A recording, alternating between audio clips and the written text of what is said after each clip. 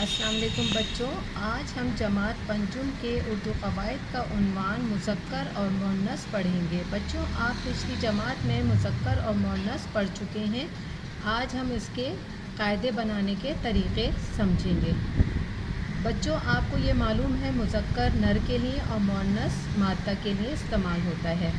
مذکر سے مؤنث بنانے کے قاعدے: مذکر کے آخر میں الف یا ہے ہو تو اس کو چھوٹی یہ میں بدلنے سے کیا بنے گا؟ جیسے مثلا پھپھا ہے، پھپھا میں بچوں ہم الف ہٹا دیں گے اور اس میں چھوٹی یہ کو جمع کریں گے تو کیا بن جائے گا؟ پھپھا سے پھپھی۔ اب اسی طرح دادا ہے، دادا میں ہم الف ہٹا دیں گے اور چھوٹی یہ کا استعمال کریں گے تو دادا سے دادی بن جائے گا۔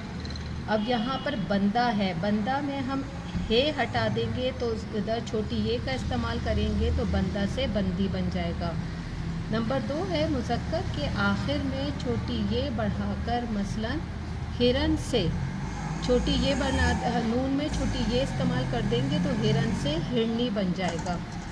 اب مذکر کے آخر میں الف نون چھوٹی یہ بڑھانے سے، یعنی الف نون چھوٹی یہ بڑھانے سے، جیسے نوکر ہے، نوکر میں ہم نون چھوٹی یہ کا استعمال کریں گے تو کیا بن جائے گا؟ الف اور نون چھوٹی یہ کا استعمال کیا تو نوکر سے نوکرانی بن گیا۔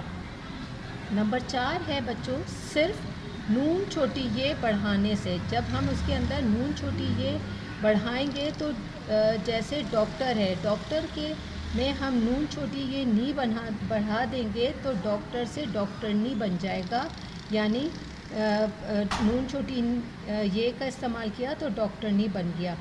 اب مذکر کے آخر میں الف یا چھوٹی یہ ہو تو اسے نون میں بدلنے سے، یعنی الف ہٹا دیں گے، گوالا ہے مثلا گوالا ہے، اس میں الف ہٹا دیں گے تو اور نون کا استعمال کر دیں گے تو گوالا سے کیا بن جائے گا؟ گوالن بن جائے گا۔ اور اسی طرح مالی میں چھوٹی یہ ہٹا دیں گے اور نون کا استعمال کر دیں گے تو مالی سے مالن بن جائے گا۔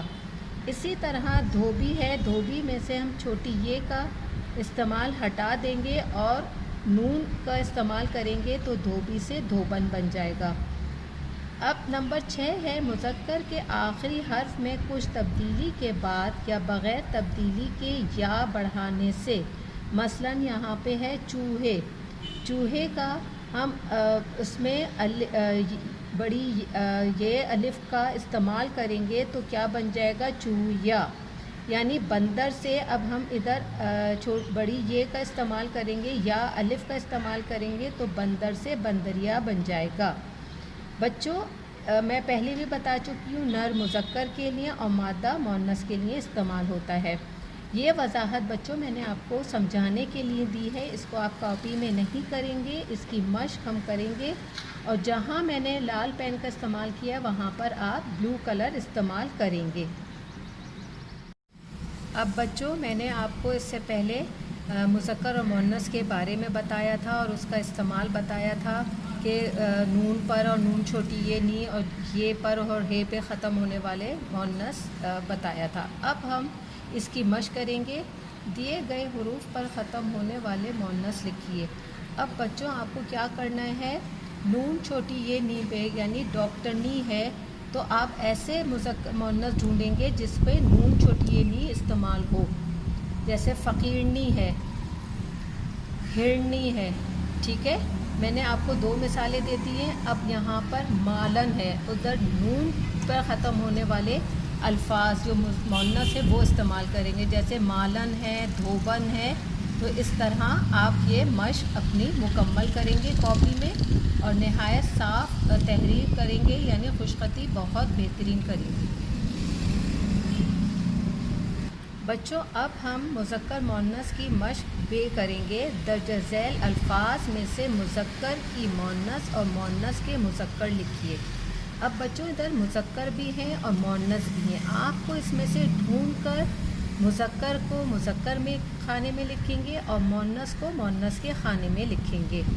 اب جیسے بچوں شہزادی ہے، شہزادی کیا ہے؟ مؤنث ہے، تو بچوں آپ اس کو مؤنث کے خانے میں لکھیں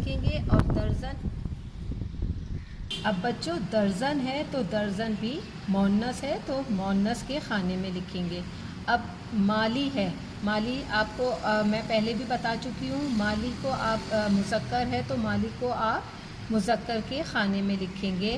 عالم کیا ہے؟ عالم بھی مذکر ہے تو اس کو بھی مذکر کے خانے میں لکھیں گے. اب بچوں یہ تمام الفاظ جو مذکر اور مؤنث میں ہیں ان کو آپ الگ الگ خانوں میں لکھیں گے.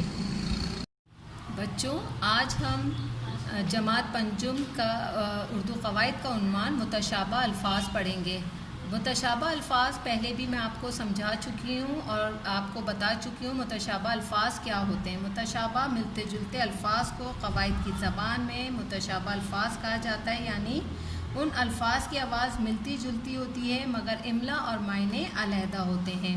یعنی وہ الفاظ جو ایک جیسی آواز اور لہجہ رکھتے ہوں مگر ایک سے زیادہ معنی بھی رکھتے ہیں اور مختلف معنی کی وجہ سے مختلف مفہوم میں استعمال ہوتے ہیں، متشابہ الفاظ کہلاتے ہیں. جیسے یہاں پر بچوں مثال ہے، بہت باتیں ہو چکی اب بس بھی کرو، یعنی دونوں بس کا املا ایک جیسا ہے لیکن کیا ہے معنی علیحدہ ہیں.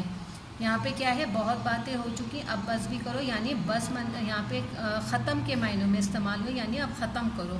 اور ادھر ہے میرا اس معاملے میں کچھ بس نہیں چلتا، یعنی ادھر بس کا معنی ہے اختیار، یعنی اختیار میں آیا ہے، یعنی اختیار نہیں چلتا، یعنی اس معاملے کو ختم کر وہ اختیار نہیں ہے ختم کرنے کا. بچوں یہ میں نے وضاحت آپ کو سمجھانے کے لیے کی ہے، آپ اس وضاحت کو اپنی کاپی میں نہیں لکھیں گے، یہ صرف سمجھانے کے لیے ہے. ہم جب اس کی مشق کریں گے آپ اس مشق کو اپنی کاپی میں کریں گے. چلیے بچوں اب ہم اس کی مشق کی طرف بڑھتے ہیں. درجہ ذیل الفاظ بھی ایک سے زیادہ معنی رکھتے ہیں. ہر لفظ کو دو مختلف معنی میں استعمال کر کے جملے بنائیے. یعنی یہاں پہ جو الفاظ لکھے ہوئے ہیں ہر الفاظ کے علیحدہ علیحدہ معنی ہیں. اب یہاں پر بچوں ہار ہے، یہ ہار کس لیے ہے؟ اس کے معنی جیسے کوئی ہار ہوتا ہے جو گلے میں پہنا جاتا ہے، یعنی یہ پھول، اس کا جملہ ہم بنائیں گے ہار ندا نے پھولوں کا ہار بنایا یا پھولوں کا ہار پہنا. اور یہ ہار کھیل میں جو ہوتا ہے، یعنی کھیل میں ہار اور جیت ہوتی ہے، یعنی جیت اور ہار کھیل کا حصہ ہے. اب یہاں پر ادا دونوں کا املا ایک جیسا ہے لیکن معنی مختلف ہیں. اس ادا کا مطلب ہے کوئی چیز ہم نے کسی کو ادا کی، یعنی قرض ادا کیا، اور اس کا ادا ہے یعنی کوئی بھی ایکشن دکھانا. اور یہاں پہ آرا ہے کوئی بھی مشورہ یا رائے کسی کو دینا ہو، اور اس آرا کا مطلب ہے یعنی کوئی بھی لکڑی، یعنی اوزار کے معنوں میں استعمال ہوتا ہے، کوئی بھی لکڑی وغیرہ کے لیے کاٹنے کے لیے استعمال ہوتا ہے. آپ یعنی پانی، اور اس آپ کا مطلب ہے چمک. اور یہاں پہ ہے یہ عہد، عہد کا مطلب ہے وعدہ وغیرہ کرنا، اور یہ ہے عہد یعنی کوئی بھی دور وغیرہ کے بارے میں استعمال کیا جاتا ہے. یہ ہے سحر اور یہ ہے سحر. اس سحر کا مطلب ہے صبح اور اس سحر کا مطلب ہے جادو، جادو کے لیے استعمال کیا جاتا ہے. اب بچوں آپ ان کے ان الفاظ کے جملے بنائیں گے اور نہایت خوش خط تحریر کر کے جملے بنا کر اپنی کاپی میں کریں گے.